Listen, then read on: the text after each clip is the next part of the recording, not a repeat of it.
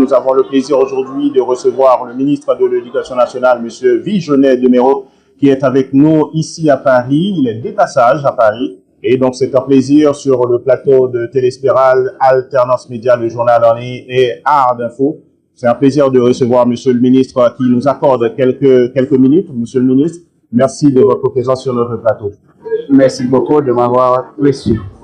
Alors, Monsieur le ministre, vous êtes aujourd'hui de passage à Paris dans un contexte particulièrement sensible sur le système éducatif haïtien. Depuis votre arrivée à la tête du ministère de l'Éducation nationale et de la formation professionnelle, vous avez engagé plusieurs chantiers structurants. On peut citer les échanges autour du projet de décret organique du ministère de l'Éducation nationale qui vise à repenser plutôt son fonctionnement institutionnel, mais aussi l'introduction du pré-test innovant pour améliorer la qualité des sujets des examens du 9e année fondamentale notamment. Votre administration a également multiplié les rencontres avec les syndicats d'enseignants dans un climat de tension persistante inscrivant Haïti dans une dynamique régionale avec son adhésion au laboratoire latino-américain d'évaluation de la qualité de l'éducation, de l'outil d'évaluation reconnu. Dans le même temps, Monsieur le ministre, des difficultés persistantes, notamment autour du paiement des enseignants contractuels du programme PostGat, alimentant une grogne dans le secteur éducatif. Enfin, lors de votre conférence, je crois que c'était le 1er avril dernier, vous avez défini des priorités majeures en tant que ministre à la tête du ministère de l'Éducation nationale. Monsieur le ministre, dans ce contexte, vous êtes aujourd'hui en Europe. Quelle est la finalité de cette visite? On va commencer par ça. Quelle est la finalité de votre visite précisément, de votre déplacement en Europe et de cette visite? Parlez-nous donc de cette visite. Est-ce que vous attendez? Merci beaucoup. Et comme vous venez de le dire, nous nous sommes engagés en tant que ministre, mais aussi en tant que citoyen haïtien, à tout mettre en œuvre dans le but d'améliorer la qualité de l'éducation qui passe nécessairement par un meilleur traitement des enseignants, c'est-à-dire l'amélioration de la condition enseignante, qui vise la nomination des enseignants qui sont en salle de classe. Nous avons déjà signé plusieurs centaines de lettres de nomination. Nous avons déjà finalisé la signature pour les enseignants des départements de l'Ouest et des NIP et du Sud. Dès mon retour en Haïti, nous allons signer les lettres pour les départements de l'Artibonite, du Nord-Ouest et du Nord. Nous nous sommes engagés aussi, comme vous venez de le dire, à une révision systématique du loi organique pour le ministère. Parce que la loi organique détermine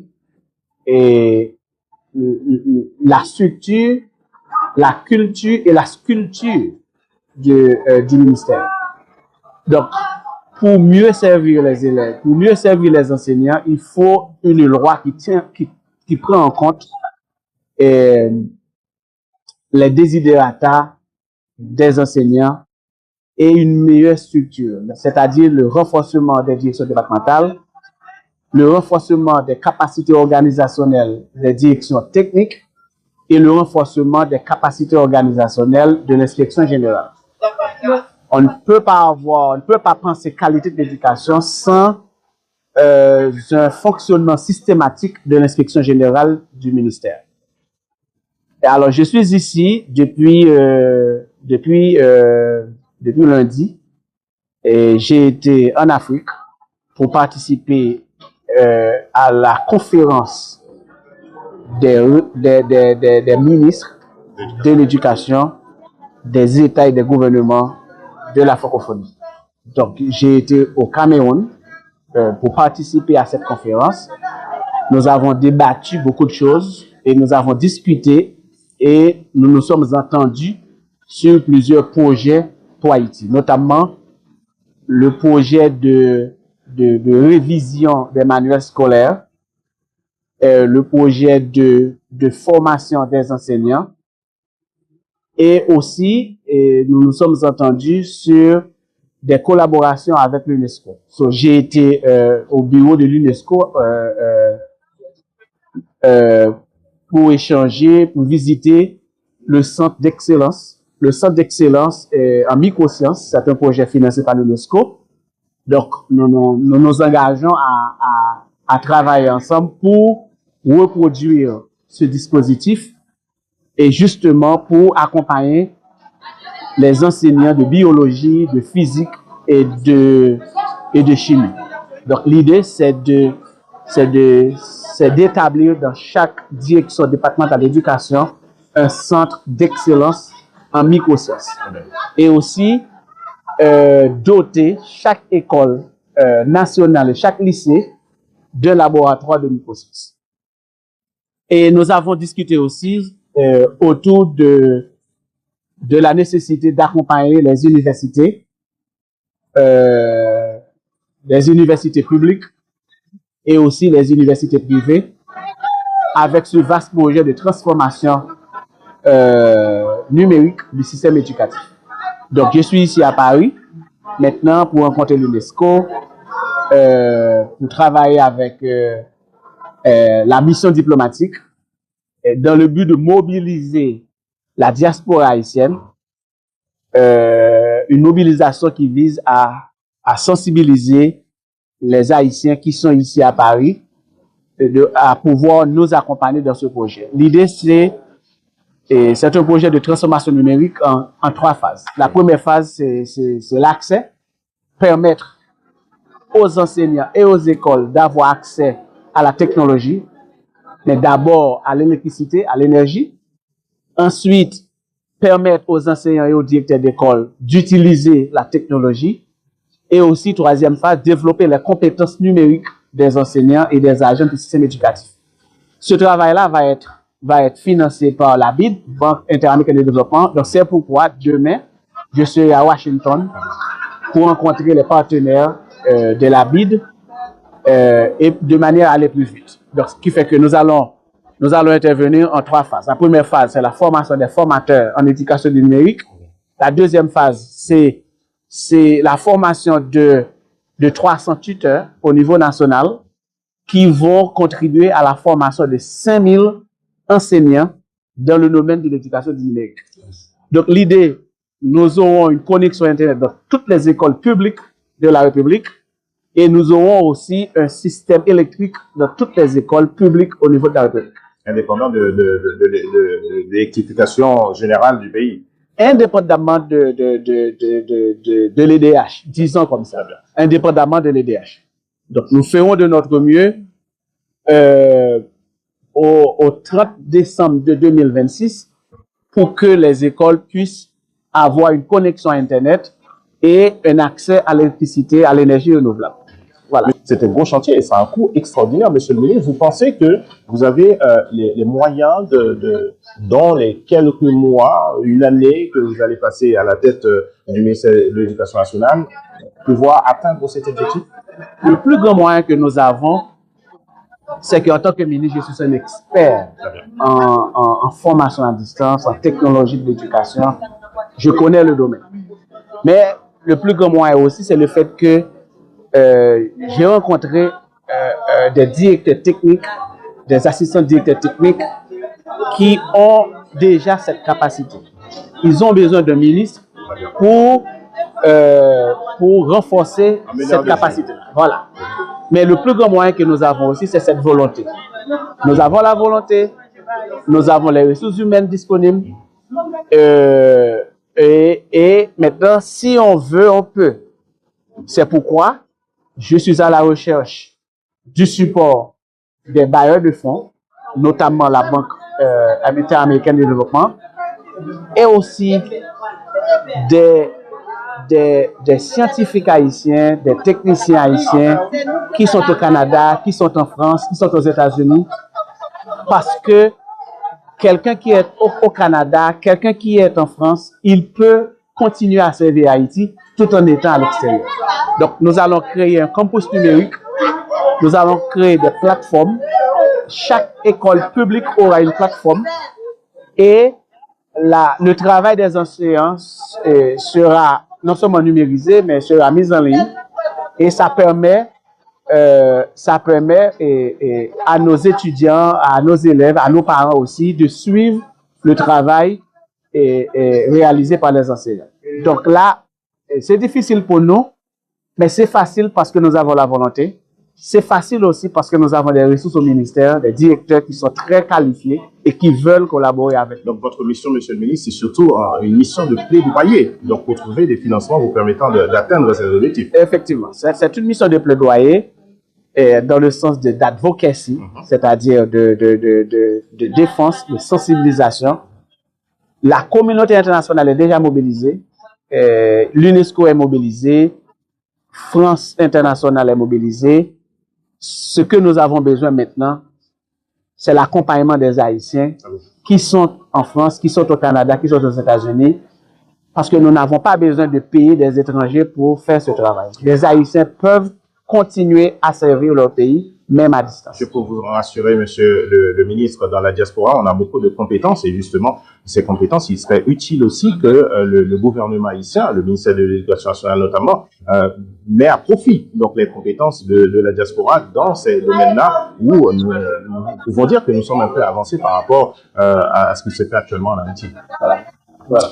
Monsieur le ministre, vous avez parlé tout à l'heure de ce projet de décret organique. Est-ce que vous pensez que là, aujourd'hui, on n'a pas de parlement, donc le décret, c'est plutôt facile. Un ministère qui existe depuis, comme on dit couramment, depuis Mathusalem. Et malgré tout, aujourd'hui, ce décret organique du ministère de l'Éducation nationale n'est pas publié, n'existe pas. Vous pensez que vous pouvez donner la garantie que ce décret sera publié prochainement? Nous travaillons là-dessus et nous sommes toujours en consultation. Nous avons déjà rencontré les anciens ministres, nous avons déjà rencontré les directeurs départementaux, les directeurs techniques. Maintenant, nous sommes en train de reviser le projet qui est en finalisation et nous sommes en train aussi de voir comment mieux articuler ce que nous avons comme draft, comme manuscrit, comme projet, avec ce qui se fait dans les autres ministères et en fonction aussi des orientations de la primature. Donc, je suis sûr que nous pourrons arriver à un produit qui sera beaucoup plus profitable pour les Haïtiens et notamment pour les agents. Dans le temps, éventuellement? En réalité, est-ce que vous êtes donné un objectif justement? Et l'objectif, c'est que avant la fin du mois de juin, ce projet devrait être approuvé par le Premier ministre. Nous recevons, mesdames, messieurs, le ministre de l'Éducation nationale, M. Vijonnet Deméro, qui est de passage à Paris, qui fait un tour du monde pour mener une sorte de plaidoirie pour l'acte d'accompagnement et de financement du système de l'éducation haïtien. Monsieur le ministre, vous avez organisé plusieurs réunions de travail de l'éducation nationale, beaucoup de rencontres avec les syndicats, mais la tension, la grogne reste forte dans votre ministère. C'est un ministère qui couvre le pays réellement, dans le pays profond. Est-ce que justement vous avez la garantie de tous les syndicats dans le système d'éducation haïtien que vous allez pouvoir continuer à travailler sereinement jusqu'au moins à l'organisation des prochains examens qui arrivent? Alors l'idée c'est que les enseignants qui revendiquent certaines choses, malheureusement ils ne me connaissent pas parce que j'ai été dans le privé, je suis arrivé dans le public. À mon avis, un enseignant n'aurait pas besoin de faire des mouvements pour trouver quelque chose. Parce qu'ils ont droit. Les enseignants ont droit à un meilleur salaire, ils ont droit à un meilleur traitement, ils ont droit à une lettre de nomination, etc. Ils ont droit.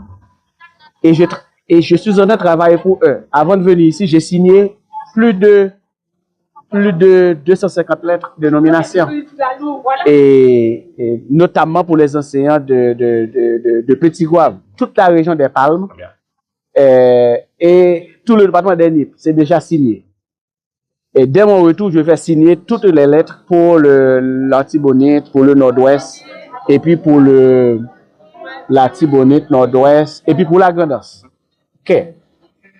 Vous avez fait mention du projet Postgad. Mais j'ai déjà signé depuis le 26 mars, le transfert de fonds pour le paiement de tous ces enseignants. Nous n'avons pas de dette. L'argent est déjà transféré sur le compte en banque des directions départementales de l'éducation pour le paiement des enseignants, des programmes de PONE, Postgad, etc. Donc, ce problème est résolu. Le problème de nomination est résolu. Sauf que l'argent pour payer les enseignants n'est pas sur le compte en banque du ministère de l'Éducation nationale. Oui, ministère des Finances. C'est le ministère des Finances qui gère. Le ministère des Finances n'a pas une source d'argent dans laquelle on puise pour payer. C'est les contribuables. Ce sont les contribuables. L'argent pour payer la police, l'armée, les infirmières, les enseignants, l'argent dépend de la contribution des agents économiques. En d'autres termes. Et il y aura toujours un retard au niveau du paiement parce que le retard ne dépend pas du fonctionnaire de l'État. Le retard dépend, ou bien le paiement dépend de la disponibilité, pas budgétaire. Il y a une disponibilité budgétaire, mais une disponibilité en termes de liquidité pour pouvoir émettre un chèque. Vous imaginez, l'État émet un chèque et il n'y a pas de provision? Donc l'État ne peut pas agir comme ça. Mais ce que je peux offrir... Surtout l'État ici, on l'a toujours considéré comme mauvais payeur. Voilà, mais ce que je peux garantir comme ministre, c'est que les enseignants auront un meilleur traitement. C'est ça que je promets.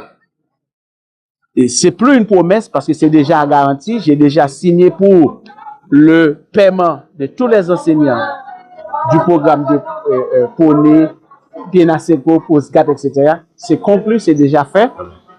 Maintenant, je m'engage à la formation continue des enseignants.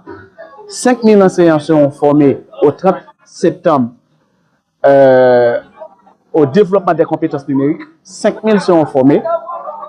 Aussi, le travail des enseignants sera allégé avec l'introduction de l'intelligence artificielle et avec la mise en place d'une plateforme numérique donc, que les enseignants auront à utiliser pour améliorer le travail. C'est-à-dire, l'enseignant n'aura pas à se faire du souci pour le français qu'il va enseigner. Il y aura un dispositif pour l'enseignement du français. Il y aura un dispositif pour l'enseignement de l'anglais. Et nous allons établir dans chaque direction départementale, dans chaque école nationale et lycée, un laboratoire de microsciences pour alléger le travail des enseignants de biologie, de physique et de chimie. Donc, c'est-à-dire que nous voulons offrir beaucoup plus que ce que les enseignants réclament. Nous pouvons offrir plus. Donc, aujourd'hui, vous réclamez une collaboration. Je réclame leur collaboration. Si je pouvais faire, je le ferais. Mais je suis limité parce que je ne peux pas... Il n'y a pas une source que je peux aller puiser personnellement pour faire. Il faut attendre l'ordre de l'État, l'ordre républicain. Le temps nous presse, monsieur le ministre. Je ne peux pas ne pas aborder cette question. On sait que là, on est au mois de mai. Les examens officiels donc arrivent assez rapidement, notamment pour les 9e années fondamentales et ensuite pour le baccalauréat. Vous êtes prêt, monsieur le ministre? Nous sommes prêts et nous devons être prêts. Puisque c'est un passage obligé, c'est vraiment un test.